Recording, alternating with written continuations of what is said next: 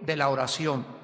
Y tenemos como subtema en esta noche la autoridad de la oración. En el Evangelio de Juan, capítulo 14, versículo 13 y 14, Cristo por primera vez, jamás esto en el Antiguo Testamento había sido escuchado. Y por primera vez Jesús hace una aseveración asombrosa. Y todo lo que pidiereis al Padre en mi nombre. Recordamos que en el Antiguo Testamento, cuando oraba el pueblo de Dios, le oraban a Yahweh, a Jehová. Pero ahora viene el Hijo de Dios y toma la autoridad de Yahweh, que depositó el Padre en él, y ahora Jesús dice, ahora yo soy el que vengo en la autoridad del Padre, y nadie va al Padre si no es a través de mí. Todo lo que pidiereis en mi nombre, lo haré para que el Padre sea glorificado en el Hijo. Si algo pidiereis en mi nombre, yo lo haré. Nos acercamos en esta noche a una área tremenda de la oración, que es la autoridad de la oración. Podemos en esta noche adelantarnos para decir, solamente aquellos que han nacido de nuevo, solamente aquellos seres humanos que han recibido y aceptado la vida de Jesús en sus vidas son los que tienen autoridad para orar. Ya vimos en la conferencia pasada que en todas las religiones se reza y no saben ni a quién le están rezando, ni por qué están rezando, ni tienen la garantía ni la seguridad de sus rezos. Es una expresión por la eternidad que cada uno de nosotros llevamos desde que Dios nos creó. Pero cuando venimos a Cristo, comenzamos a experimentar lo que se llama la conversación con Dios, comenzamos a unirnos con Dios a través de su Espíritu, y es el Espíritu Santo que recibimos cuando invitamos a Cristo a nuestra vida, el que nos capacita, el que nos habilita, el que nos proporciona y nos da el poder para que cuando oremos podamos sacudir las puertas mismas del infierno. Vayamos al libro de Romanos, capítulo 8, y veamos esta verdad. Dice Romanos 8, versículo 26 y 27. Romanos 8, 26 y 27. Y de igual manera el Espíritu nos ayuda en nuestra debilidad. Aquí Pablo está hablándole a los cristianos, y lo primero que se nota es que nosotros, aún siendo cristianos y teniendo el Espíritu Santo y la naturaleza divina de Dios, nuestra carne sigue siendo débil. Entonces, en el lado humano, seguimos siendo dichoso el que pueda entender en esta tarde su debilidad humana. Porque tenemos este tesoro en vasos de barro para que la excelencia del poder sea de Dios y no de nosotros. Entonces, Dios ha depositado un tesoro que es su Espíritu dentro de una naturaleza frágil, dentro de una naturaleza humana débil. Y somos tan débiles humanamente, yo dije dichosos los que lo puedan entender, porque si tú lo entiendes, jamás vuelves a confiar en tu humanidad, en tu carne, porque comienzas a descubrir que solamente cerca de Dios podrás alcanzar y lograr todas las cosas que Dios quiere que hagamos, nunca en la carne. El Espíritu nos ayuda en nuestra debilidad. ¿A qué debilidad está hablando? A nuestra debilidad humana. O sea, humanamente, el ser humano no puede orar. Tiene que haber algo sobrenatural en el ser humano que pueda capacitarlo para poder orar. ¿Por qué? Porque mi humanidad, síganme con cuidado, mi humanidad no está conectada con Dios. Es mi espíritu el que está conectado con Dios. Dios es espíritu, y los que le adoran, no es en la carne que le adoran, no es en el alma que le adoran, aunque el alma está involucrada, pero es en espíritu y en verdad. Y como antes de que fuéramos cristianos nos desconectamos por Dios, desde el nacimiento, dice, cuando el pecado llegó al huerto del Edén, el ser humano nació desconectado con Dios. Recibes a Cristo y al Espíritu Santo y nos volvemos a enchufar con Dios. Y mi comunión con Dios, mi adoración a Dios y mi conocimiento a Dios tiene que ser a través de mi espíritu, con el Espíritu de Dios trabajando dentro de mi mente. El Espíritu nos ayuda en nuestra debilidad, porque hemos de pedir, aquí lo explica, como conviene, no lo sabemos, o sea, nuestra humanidad no sabe, no conoce las cosas de Dios. Si yo conozco a Dios, repito, lo conozco en mi espíritu. Es mi espíritu el que me pone en contacto con Dios. Entonces, nunca sabemos cómo pedir. Santiago dice en el capítulo 4 que el ser humano no tiene porque no pide, y cuando pide, pide mal para gastar en sus deleites. El ser humano viene aquí: Señor, sáname mi hígado, sáname mi páncreas, hermano, ore por mi alta presión. Y esa persona que está viniendo a pedirle a Dios una oración, esa persona no vive en santidad, no vive en comunión con Dios. Viene a pedirle a Dios como si fuera el genio de la lámpara de Aladino. Y le pedimos mal a Dios. Señor, te pido que restaures mi matrimonio, y tú no estás haciendo nada por cambiar cuando tú tienes que comenzar a cambiar para que Dios sane tu matrimonio.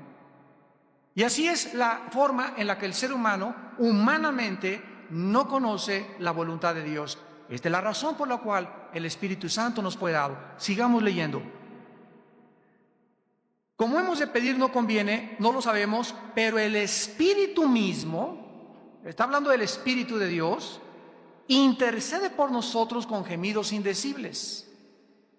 Yo recuerdo hace muchos años cuando oí una conferencia de un señor que dijo que esto eran las lenguas. Y aunque sabemos que existe el don de lenguas y que hay personas que tienen este don y no todos lo tenemos, estas no son lenguas, porque aquí está hablando de gemidos que no se pueden pronunciar. La palabra indecibles significa que no se pueden ni siquiera expresar. Y en segundo lugar, no está hablando del ser humano, aquí está hablando que es el Espíritu el que está gimiendo indeciblemente. Comprobémoslo en el versículo siguiente. Mas el que escudriña los corazones, o sea, el Padre, sabe cuál es la intención del Espíritu, porque conforme a la voluntad de Dios intercede por los santos. ¿Quién es entonces el que le lleva a Dios lo que muchas veces en mi corazón yo no puedo expresar? El Espíritu Santo. El Espíritu Santo gime y sufre junto conmigo. El Espíritu Santo es tan hipersensible que cuando estamos quebrantados, con un corazón contrito y humillado, podemos caer y no sabemos ni qué decirle a Dios. El Espíritu Santo dice: no hay necesidad de palabras, yo voy a subir al Padre y le voy a expresar y le voy a dar a conocer tu condición. Y yo voy a interceder por ti, porque a su derecha está sentado el Hijo, el cual vive para interceder por nosotros. El Espíritu entre nosotros intercede y eleva la oración, y el Hijo de Dios se para delante del Padre y le dice: ¿verdad? Son mis hijos. Y el Padre tiene verdaderamente que contestar nuestras oraciones, porque estamos pidiendo conforme a su voluntad. Muy bien, ¿qué es lo que nos da la autoridad para orar? Asegurar en esta tarde nuestra respuesta en el corazón va a ser esencial si queremos tener una vida de oración efectiva. Ya vimos anteriormente que la oración es el vehículo, apúntalo si no lo sabes todavía, la oración es el vehículo a través del cual nos comunicamos con el Dios invisible. Es el medio de nuestra comunicación con el Dios invisible y el medio a través del cual nuestro espíritu afecta y es afectado por la voluntad y el propósito del Creador. El Espíritu Santo va a usar la Biblia para revelarme la voluntad del Padre. y el propósito del Padre para mi vida y para tu vida. Yo tengo que conocer el plan de Dios y los propósitos eternos, porque ya vimos desde la primera conferencia, los propósitos de Dios son eternos, para que cuando yo ore, esté orando conforme al plan de Dios, porque si lo que yo le pido a Dios forma parte de su propósito para mi vida, tengo la seguridad de que mi oración es contestada. Les voy a dar un ejemplo. Dios dice que nuestros hijos serán como olivos junto a nuestra mesa. Dios dice: serás salvo tú y tu casa. Dios dice en los Salmos: mi semilla, mi descendencia será bendita. Entonces todo cristiano y toda cristiana debe de apropiarse de esta promesa. Es la voluntad de Dios que mis hijos lo conozcan. Esa es la voluntad de Dios. Por lo tanto, seguiré orando por ellos. Y aunque tu hijo está ahorita en drogas y tu hija se ha ido de la casa y estés viendo ahorita en el mundo visible algo que no forma parte del mundo invisible, aún así tú tienes que aferrarte a las promesas de Dios y no desmayar en tu corazón, porque serás salvo tú y tu casa. Y nosotros y nuestra casa no implica a nuestros primos, ni nuestros papás, ni nuestros cuñados. Está hablando de mi matrimonio y de nuestros hijos. Ahora, si tú oras como matrimonio y la voluntad de Dios es que tu pareja pueda ser tu ayuda idónea, pero tu esposa se atranca y no quiere caminar, y tú sigues caminando con Dios, el propósito de Dios no es que te divorcies. El propósito de Dios es que tú sigas buscándolo a Él, te olvides de ella, tú síguelo amando y todo, cuídate del adulterio, porque es muy fácil cometer adulterio cuando el cónyuge no está colaborando con uno. Y si tú mantienes tu santidad delante de Dios, déjale a Dios a tu esposa, déjale a Dios a tu esposo. Si tu esposa no ha cometido adulterio, Dios te la quita de alguna manera, algo le pasa, ¿verdad? Se va a la barranca o se le cae el volcán Paricutina ahí arriba, o lo mismo al tumor con el que estás casado, que te ha hecho la vida de cuadritos, pero solo Dios sabe si la persona a nuestro lado es la persona que forma parte de su propósito para poder llegar a completar la misión que Dios nos ha encargado. Nuestra misión es cambiar nosotros, seguir a Dios y dejarle a nuestra esposa, a nuestro matrimonio y a nuestros hijos en sus benditas manos. Vayamos al libro del Génesis y repasemos brevemente la caída humana, porque es sobre esta base que podemos nosotros orar. Originalmente Adán y Eva tenían comunión con Dios, estaban conectados con Dios, y la relación que tenía Adán con Dios era de oración, al grado que dice la Biblia que la voz de Dios se paseaba por el huerto. O sea, continuamente ellos estaban oyendo. Dios nos dio oídos, nos dio una mente para entender, oían y entendían su voz, y tenían una conversación y una comunión íntima con Él. Yo no puedo conocer a nadie más que a través de mi comunión con esa persona. Todo esto lo vimos en la clase anterior. Si tú quieres conocer a una persona, necesitas pasar tiempo con esa persona. Si como matrimonio ustedes no pasan juntos tiempo diario, media hora diaria, o de vez en cuando luna de miel, o que no tengan tiempo de platicar y la comunicación se rompa en el matrimonio, es un matrimonio dividido por las fuerzas del infierno. La barrera más grande de un divorcio es la falta de comunicación en el matrimonio, donde tú ya no le hablas a tu esposa no te habla a ti. ¿Cómo la voy a conocer? No, esta vieja chillona, siempre que llevo eso, ella habla mal de ti también, y nunca han podido entenderse ni comunicar sus emociones ni sus sentimientos por falta de comunicación. Así hay muchos cristianos que dicen: ay, si Dios es Dios, ¿por qué manda temblores? ¿Por qué manda huracanes? ¿Por qué permite estas cosas? Por tu falta de comunicación con Él, no esperes entenderlo. Pero si tú mantienes una comunicación ininterrumpida con Dios, dice la Biblia, los entendidos entenderán todas las cosas.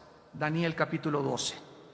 En Génesis 3 vemos nosotros en qué estado quedó la humanidad después de la caída, porque es importante recordar el estado en el que tú y yo nos encontrábamos antes de nacer de nuevo. En primer lugar, en Génesis 2:17, Dios le dijo a Adán y Eva que el día que comieran iban a morir. Cuando pecaron, la primera consecuencia de nuestros primeros padres es que se aislaron, se cortó el cordón que unía umbilical con Dios, se cortó la línea de comunicación con el mundo, con la eternidad y con el mundo invisible y el mundo espiritual, se cortó y el ser humano quedó aislado de Dios. Pero como el ser humano, desde Adán hasta nuestros días, quedó aislado del cielo, traemos la imagen todavía de Dios distorsionada y pervertida dentro del corazón. Sabemos que hay un Dios, sabemos que hay la eternidad, y el ser humano inventó las religiones para tratar de ¿qué? De poder, a través de adorando al Paricutín, adorando a las torres de Teotihuacán, adorando a los dioses de Aquiles, a los dioses griegos. Nos hemos inventado millones y miles de dioses y miles de formas para poder hacer contacto con el cielo. Y nadie nos podrá decir cómo hacer contacto con el cielo si Dios no hubiera bajado a esta tierra en la persona de Jesucristo y nos hubiera dicho: yo soy el vehículo para que tú te conectes con mi Padre otra vez. Entonces, lo primero que el ser humano sufrió fue aislarse de Dios. En segundo lugar, dice en Génesis 3:9 que quedamos confundidos e inseguros de nuestra verdadera identidad. Quedamos confundidos e inseguros acerca de nuestra verdadera identidad.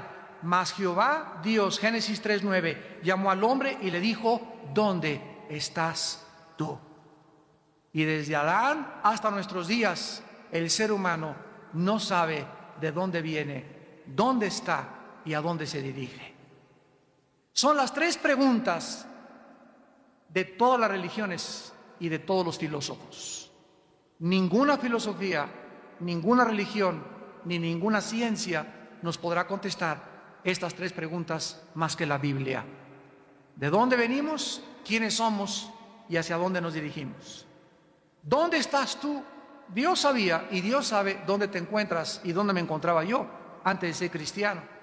Pero porque el ser humano perdió su identidad. Las mujeres creen que solo sirven como objetos sexuales. Ayer fuimos a predicar en Toluca, Almoloyita, la prisión estatal del Estado de México. A 500 presos, eran 200 mujeres y 300 varones. Se convirtieron el 100%. Todos se pararon a recibir a Cristo. Pero así lo filmamos, les vamos a pasar la película porque filmamos todo y fue una cosa preciosa. Pero yo les decía a todas las mujeres, bueno, de veras, tú entras a una prisión y es lo más deprimente que puedas, el medio ambiente más deprimente en el cual tú puedas estar. Y estaban todas, ¿verdad?, con unas caras de angustia, ellos también, y ves ahí todo el panorama del ser humano caído, sin esperanza, y es el semillero y el campo más fértil que existe para sembrar la palabra, los hospitales y las cárceles. Y yo les decía a las mujeres ayer en la prisión, les decía: ustedes precisamente se dejan manosear por cualquiera, se dejan tratar como, por eso aceptan ser Miss México, que es un mercado de carne, Miss Universo, que es un mercado de carne, los desfiles de modas, que todo absolutamente está relacionado con el sexo en la mujer. La mujer ha aceptado ese papel y hasta para el jabón anuncian el sexo. Y la mujer ha perdido su identidad, y como el hombre ha sido un macho, nieto de Zapata, ahijado de Pancho Villa, la mujer ha tratado de rebelarse contra este machismo varonil, formando movimientos feministas, movimientos de independencia de la mujer, y se fueron al otro extremo, ¿verdad? Son las seguidoras de Paquita, la del barrio. Con un odio tremendo a los hombres, como también Lupita D'Alessio, ¿verdad?, que les tiran, somos ratas de dos patas, abortos de la naturaleza, escupitajos del cielo, bueno, todas las cosas, y no se les culpa a muchas mujeres de estas, porque los hombres han sido indirectamente culpables de que la mujer se encuentre en esta situación. Pero cuando recibes a Cristo, como hombre y como mujer, recobras tu identidad. Y lo primero que los varones hacemos cuando recobramos nuestra identidad es que se nos tiene que ir lo macho. Es lo primero que tiene que salir de tu vida, lo macho. Y la mujer tiene que recobrar su identidad y saber cuando tiene a Cristo que vale su precio en oro, porque Dios, el Hijo de Dios, dio su vida por ti en la cruz. Y aunque tu esposo te diga, eres una tonta, eres una bruta, mi mamá dijo no me casará contigo, nunca harás nada, no lo oigas al león rugir. Tú oye lo que Dios te dice. Tú eres una joya, algo precioso para los ojos de Dios, y recobras tu valor. Y ya no vas a andar ahí menospreciándote y nadie me quiere y soy la arrimada y soy la huerfanita, me dicen Anita la huerfanita, etcétera, etcétera, porque recobras tu identidad. Y cuando alguien recobra su identidad, ya no dependemos de nuestro valor, de lo que la gente, como la gente nos valúe. Ya no me importa si la gente me dice que soy esto, que soy el otro. Mi valor viene del cielo.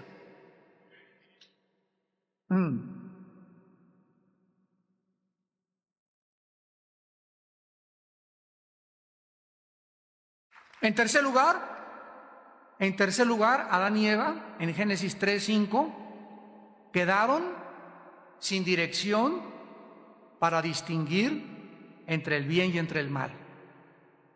En tercer lugar, cuando nacemos, todos los seres humanos, y continuamos en el siglo XXI, los que no tienen a Cristo en su vida, siguen sin saber qué es bueno o qué es malo. En otras palabras, una persona que no es cristiana es una persona que ella, de acuerdo a su ética inventada por ella, y de acuerdo a su perspectiva de cómo ve el mundo, y de acuerdo a sus conclusiones o proposiciones filosóficas, ella es la que va a determinar que lo que estoy haciendo es bueno o lo que es malo. Por ejemplo, tú le preguntas a un homosexual o una lesbiana y te va a contestar, es mi estilo de vida, tenemos derechos, respétenos.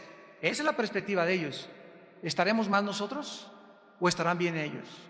¿Realmente es un estilo de vida? ¿Realmente podrán adoptar a niños y podrán formar matrimonios? Y nos damos cuenta que si no hubiera una norma, si Dios nos hubiera dejado solos para que cada quien decidiera, esto es bueno, esto es malo, pues para mí no es bueno, para ti es malo, déjame vivir mi vida. Imagínense ustedes el mundo de confusión que estaríamos viviendo. Pero gracias a Dios que cuando venimos a Cristo es Dios el legislador de la moral y el que dicta lo que es bueno y lo que es malo. El ser humano perdió la dirección. Dice el versículo 5 que la Satanás les dijo, sabe Dios que el día que comáis de él serán abiertos vuestros ojos y seréis como Dios, sabiendo el bien y el mal. O sea, tú no necesitas, le dice Satanás al ser humano, no necesitas a Dios para tú determinar qué es bueno o qué es malo. Y el hombre cayó en la trampa y sigue cayendo todos los días.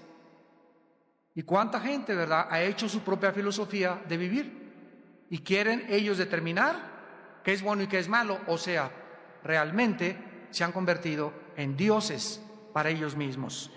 En cuarto lugar, en Génesis 3:10, perdieron su sentido y significado para vivir. Dice Génesis 3:10, y él respondió, Adán le respondió a Dios, oí tu voz en el huerto y tuve miedo porque estaba desnudo y me escondí. En el momento en el que tú naces y yo nazco, la vida se puede definir con una sola palabra: frustración. ¿Cómo podríamos definir la vida del ser humano? Frustración.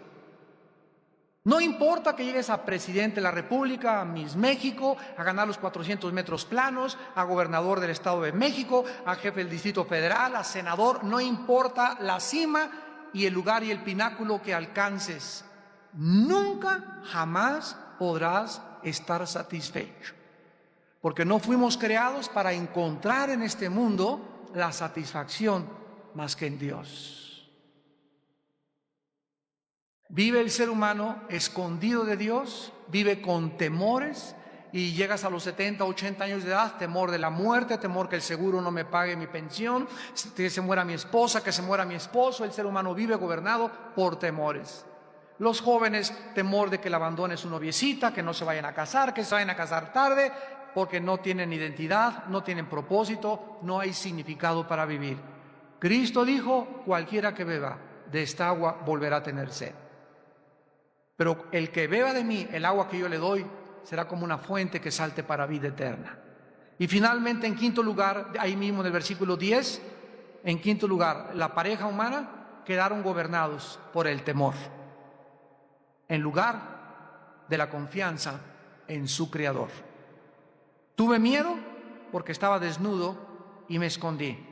Y desde entonces hasta nuestros días, el ser humano tiene miedo de subirse al avión, miedo de las arañas, miedo del cáncer, miedo del SIDA, miedo de abandono, miedo del rechazo, miedos, temores, temores, temores, temores.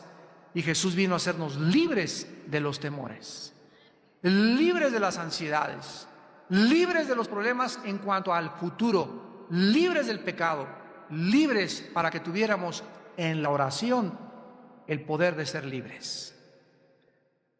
Vamos pues a comenzar en esta tarde, en Efesios capítulo 1, a analizar que el plan de Dios para la redención es consistente con su carácter y sus propósitos. Hemos visto que los propósitos de Dios son eternos, o sea, lo vimos en la primera conferencia. Lo que Dios se propuso desde el principio, la caída humana no abortó su plan, no interrumpió su plan más que temporalmente. Pero cuando vamos al libro de Apocalipsis, encontramos que los propósitos originales de Dios, desde antes de que la fundación del mundo fuera llevada a cabo, desde antes de que Adán y Eva cayeran, esos propósitos de Dios se van a cumplir porque lo que Dios dice se tiene que cumplir. Y como estos propósitos de Dios son eternos, yo tengo que saber que Él perfeccionará en mí lo que Él ha comenzado. Como Dios le dijo a Abraham, no te dejaré hasta que cumpla en ti el propósito por el cual te llamé. En Efesios 1, versículo 4, podemos encontrar esta verdad cuando dice la Biblia con una profundidad excelsa: nos escogió de Él antes de la fundación del mundo para que fuésemos santos y sin mancha delante de Él, antes de que creara Dios el universo, la primer pareja, antes de que hubiera árboles, antes de que hubiera animales. En la mente de Dios había un plan: que los seres humanos que regresaran y cayeran, que habían caído y que regresaran a Él, fueran santos y sin mancha delante de Él. Vamos por orden. En esta noche he conocido, Padre mío, que tu propósito para mí es que yo sea santo. Es la prioridad de Dios para mi vida, la santidad. ¿Por qué, Señor? Y me contesta Dios, porque es la única manera de que seas feliz. No vas a encontrar en este mundo terrenal lleno de apariencias y de tentaciones la paz y la felicidad verdadera más que en la santidad. Dios ha diseñado que si yo soy santo, sea feliz. Y Dios ha diseñado que si vivo en pecado, voy a tener miseria, sufrimiento, frustración, falta de significado, falta de propósito, sin identidad en mi propia vida, porque la tristeza y el sufrimiento están ligadas al pecado. La felicidad y la paz están ligadas a la santidad.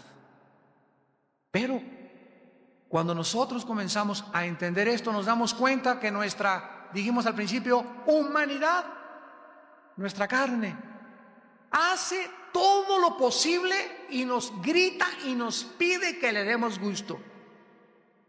Y vas caminando por la calle, estás casado y pasa una muchacha guapa y relinchas como caballo bien alimentado detrás de ella. Ya tienes 4 o 5 kilos de más y le entras a la tola en la noche y a los tamales de rajas. Tienes problemas con tu salud y no la cuidas. Sabes que estás casado y que la fidelidad a tu esposa es y está ligada a tu felicidad y le eres infiel a tu esposa. Por eso vives como vives, tan frustrado, tan vacío, y nunca vas a encontrar, ni tú ni ella, el significado y el propósito de vivir, porque desde antes de la fundación del mundo, Dios nos escogió para un propósito, ser santos. ¿Y saben por qué nos escogió para ser santos? Porque Él quiere lo mejor para nuestra vida. Y Él sabe que solo la santidad me puede hacer feliz.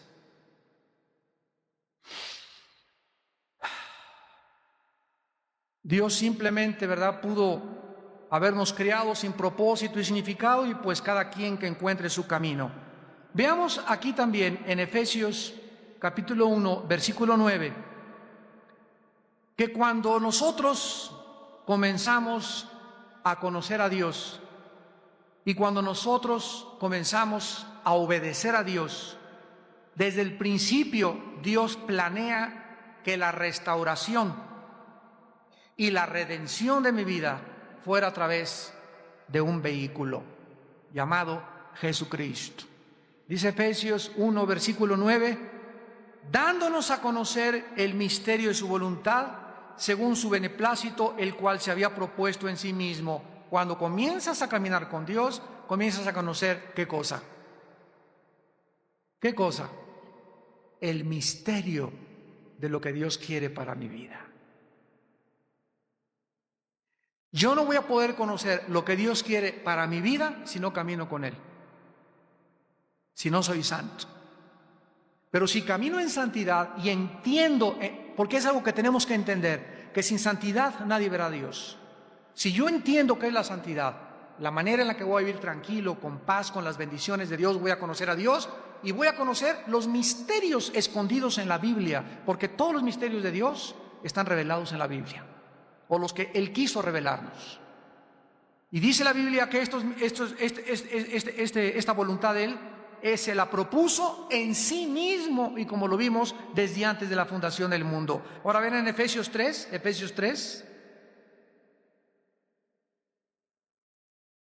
versículo 10 al 12, para que la multiforme sabiduría de Dios, la palabra multiforme significa de formas múltiples, o sea, de muchas formas. ¿Cómo es la sabiduría de Dios? ¿Tú has visto un diamante con un ojo especial, con un lente especial, un diamante? Tiene cantidad de caras. Y hasta que no se le limpian todas esas caras al diamante, no puede tener valor. Entonces le limpia una y otra, y otra, y otra, y otra, y otra, y otra. La pones en el paño negro, le avientas la luz, y detrás de lo negro y con el reflector puedes ver que esa piedra es preciosa. Sin el paño negro detrás y sin la luz no se podría apreciar un diamante. Sin mi vida de pecado atrás y la luz de Cristo, yo no podría apreciar lo que Dios ha hecho en mi vida, un diamante. La multiforme sabiduría de Dios, o sea que la sabiduría de Dios tiene muchas formas, se ha dado ahora a conocer por medio de la Iglesia a los principados y potestades en los lugares celestiales. Dios nos dice que los ángeles están aprendiendo de nosotros, la Iglesia. Yo lo compartí antes en el libro de Apocalipsis. Los ángeles están mirando, viendo cómo reaccionamos, cómo nos comportamos, lo que leemos, y todo es para su enseñanza. Somos la escuela de las criaturas angelicales en el mundo invisible y en el mundo espiritual. Somos los maestros de los ángeles. ¿Por qué? Porque los ángeles no saben lo que es la gracia, los ángeles nunca conocieron lo que es la misericordia. Dice 2 de Pedro 2, Dios no perdonó a los ángeles, nos perdonó a nosotros. Ellos no tuvieron perdón. Cuando se rebelaron, cayeron y no hubo perdón para ellos. ¿Por qué? Porque a que mucho se le ha dado, mucho se le pedirá. Vivían tan cerca de Dios que no tenían excusa para rebelarse con su Creador. Ahora dice a continuación que conforme al propósito eterno que hizo en Cristo Jesús, nuestro Señor. Vemos pues que el propósito de Dios es ¿qué? ¿Es qué? Eterno. Lo que Dios se propuso, eso es lo que predomina y lo que mantiene y lo que va a cumplir. Y yo tengo que entrar en ese propósito para formar parte de su plan, de su voluntad, y no puedo entrar en ese propósito más que a través de una vida de comunión con Él.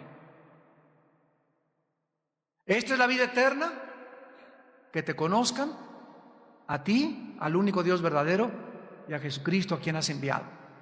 ¿Qué es la vida eterna? ¿Qué es entrar a ese mundo espiritual invisible? Conocer a Dios. Cuando recibo al Espíritu Santo, entramos a la eternidad. ¿Y quién habita en la eternidad?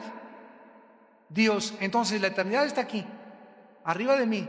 Yo estoy aquí abajo, en el mundo físico, visible, cuadridimensional. La eternidad es hiperdimensional. No hay dimensiones para Dios. Yo hago contacto con la eternidad nada más que en la oración. Ahora dice la Biblia claramente que Jesucristo, vamos a Romanos capítulo 5, Jesucristo es en primer lugar el segundo Adán. Así se llama Jesucristo, el segundo Adán. ¿De qué manera pudo Jesús, en el propósito eterno de Dios, lograr que ese propósito eterno de Dios se llevara a cabo? ¿Se acuerdan ustedes que la Biblia nos menciona que Jesucristo fue inmolado hace 2000 años? Jesucristo fue inmolado desde antes de la fundación del mundo. O sea, la cruz, antes de que el mundo fuera creado, Dios ya la tenía en sus propósitos, porque son eternos. Y cuando Cristo muere en la cruz hace 2000 años, Cristo estaba cumpliendo el propósito y la voluntad de su Padre. ¿Y qué fue lo que hizo Jesús para mantener la voluntad de su Padre y conocer la voluntad de su Padre? Vivir en continua comunión con Él y hacer su voluntad. Dice aquí en el libro de Romanos capítulo 5, versículo 15, pero el don no fue como la transgresión. Aquí está hablando de la gracia y del pecado. O sea, la gracia que Dios nos da no es como el pecado original de Adán y Eva. Porque si por la transgresión de aquel uno es Adán, murieron los muchos, abundaron mucho más para los muchos la gracia y el don de Dios por la gracia de un hombre, Jesucristo. Vean esta pluma que tengo aquí. Hay gente que me ha dicho, bueno, Armando, por favor explícame, ¿qué culpa tengo yo de que ese patán de Adán y su esposa mugrosa Eva, verdad, hayan pecado y se hayan rebelado y 6000 años después Dios me culpe a mí? Le dije, bueno, te lo voy a explicar. Esto es una balanza. Dios creó al mundo en una balanza. Aquí estaba Adán y Eva en el centro de la balanza. Entonces Dios le dijo a Adán y Eva, tú puedes caminar hacia acá e inclinar la balanza hacia acá, o inclinarla hacia allá, o mantener el equilibrio de la balanza si te mantienes en el centro. Pero si tú comienzas a caminar para acá, que es el lado negativo, vas a morir y te vas a separar por mí. Adán y Eva se inclinaron hacia acá y la balanza se inclinó desde Adán hasta nuestros días del lado izquierdo. Y cuando nacemos, todos nacemos inclinados y con la tendencia hacia la maldad. Y si no, pregúntaselo a tu hijito de 1 año y medio y 2 años. A los niños nunca les vamos a enseñar a portarse mal. Por naturaleza se portan mal. Les enseñamos a portarse bien, les enseñamos a caminar para acá, porque nacemos en pecado y con la tendencia hacia la maldad desde el nacimiento. Muy bien, entonces, como el ser humano, Dios sabía que iba a culpar a Dios de que qué culpa tenemos que nos hayan inclinado, Dios mandó a otro hombre e hizo esto el otro hombre, Jesucristo. Desde hace 2000 años que Jesucristo vino al mundo, vino otra vez a nivelar la balanza. Entonces, si tú te vas al infierno, tú nunca le podrás decir a Dios, yo no tengo la culpa de que alguien haya muerto, porque Dios te va a contestar, si por un hombre naciste con la tendencia del mal, yo te mandé a un segundo hombre para que fuera mucho más grande dentro de ti el poder para servirme que el poder para la maldad. Te vas al infierno no por culpa de Adán y Eva, te vas al infierno porque no quisiste la medicina. No quisiste enderezarte. Quisiste permanecer en el estado en el que naciste. Y esta es la condenación, que la luz vino al mundo y los hombres amaron más las tinieblas que que la luz, porque sus obras eran malas. Ahora vean ahí en Romanos 5, en el versículo 17 al 19. Pues si por la transgresión de uno solo reinó la muerte, o sea, ¿por qué morimos? Porque el primer ser humano inclinó la balanza hacia la izquierda, pecó y hemos heredado genéticamente en el espíritu y en la sangre la maldad, la maldición que puede llevar a muchos al infierno si antes de morir no arreglan sus vidas y no son santos delante de Dios. ¿Saben ustedes que en 1860, me voy a detener un paréntesis, en 1860 había un hombre, un monje austriaco llamado Mendel, y fue el primer científico que hizo experimentos con chícharos y que comenzó a determinar las características genéticas hereditarias del ser humano. O sea, Mendel demostró que se transmitían las características de los genes de generación en generación. El proyecto más grande y más superlativo del siglo XX, el siglo pasado, no fue la bomba atómica, la fisión nuclear, la invención de las computadoras, que el hombre ha llegado a la luna, la plataforma espacial. El invento más grande, el descubrimiento científico más grande del siglo XX se llamó el proyecto del genoma humano, donde los genetistas y los científicos descubrieron que dentro del esperma de mi padre, y cuando se juntó con el óvulo de mi madre y vino la fertilización y se formó un cigote y luego se formó un feto y luego ya nacimos como bebés, dentro de ese esperma microscópico de mi padre y dentro del óvulo de mi madre, al juntarse las cromosomas de mi padre con las de mi madre, dentro de los genes existen los transmisores de la herencia, que se llama el ADN, ácido desoxirribonucleico.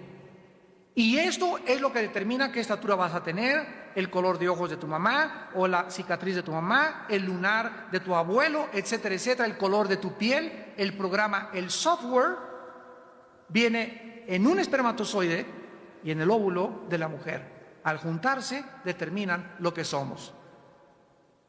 Los genetistas descubrieron eso en 1860 y en el siglo XX se descubrió que dentro de los genes no solamente había características hereditarias físicas, sino también emocionales. Y de ahí oímos que sacó lo berrinchudo de su abuela, sacó lo terco de su papá, sacó la dulzura de su madre. Las características emocionales nos están hablando, señores ateos, que es imposible que la materia pueda producir conciencia, que la materia químicamente pueda a través de billones de años de evolución producir emociones ni sentimientos, ni la inteligencia, porque la nada no puede producir nada. Entonces, la conciencia, ¿de dónde salió? ¿De dónde salieron las emociones y los sentimientos si es que somos pura materia, como dicen los materialistas? Entonces, es increíble que hayamos heredado también herencia física y herencia emocional o almática, pero la Biblia es el único libro que le dice al ser humano que hemos heredado una tercera parte, porque somos espíritu también. Hemos heredado la maldición del pecado.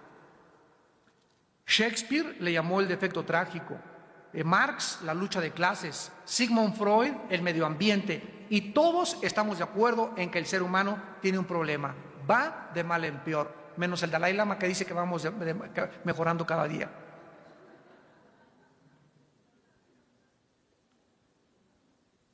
Y en la Biblia nos dice que es el pecado, es una fuerza maléfica que en mi humanidad me inclina a adulterar, a mentir, a defraudar, a autodestruirme, a fumar, a meterme humo, a meterme drogas, a desvelarme, a cometer adulterio, a emborracharme, como si nos estuviéramos así con cuchillos diciéndonos, me odio, me odio, me odio.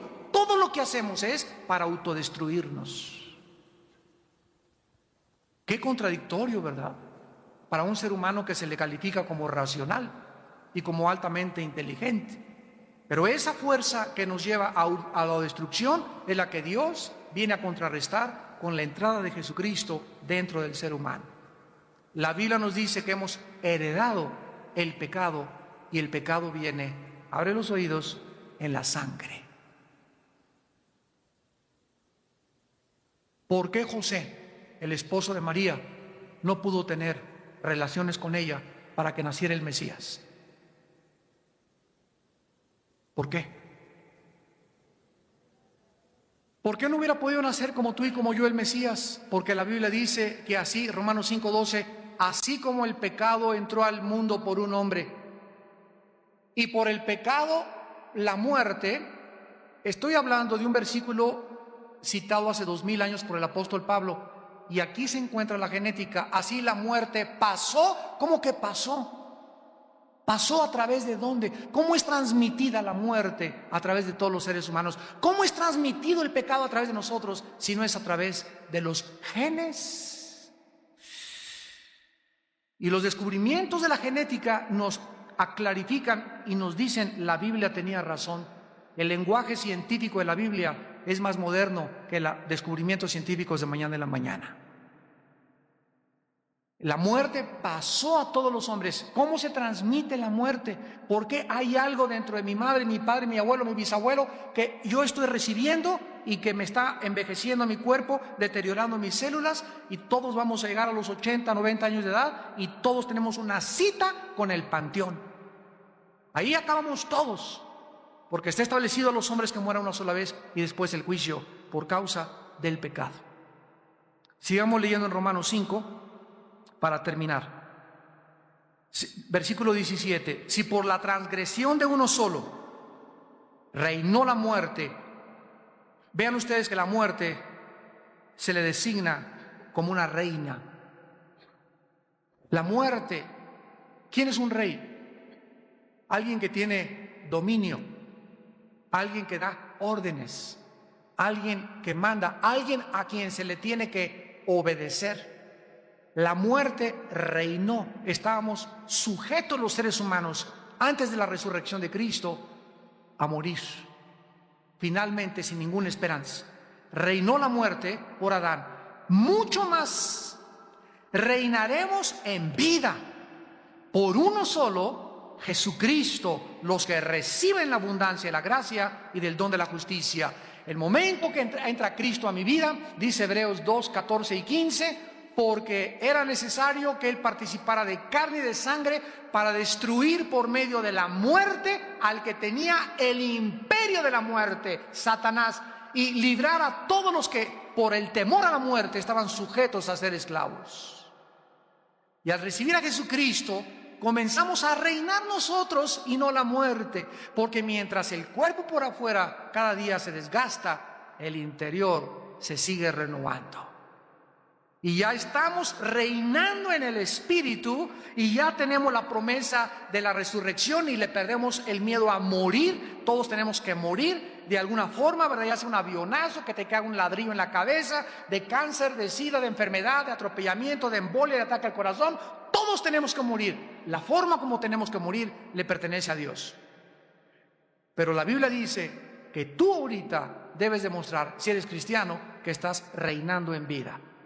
¿Por qué? Porque Jesucristo entró a tu vida. Él es el Rey de Reyes. Y cuando tú comienzas a gobernar, tu humanidad comienza a ser esclava de tu espíritu. Y tu espíritu comienza a gobernar en la vida y en la paz del Hijo de Dios. Oremos. Señor, te damos gracias en esta tarde por tu palabra. Porque solo en tu palabra podemos encontrar los misterios explicados de tu voluntad.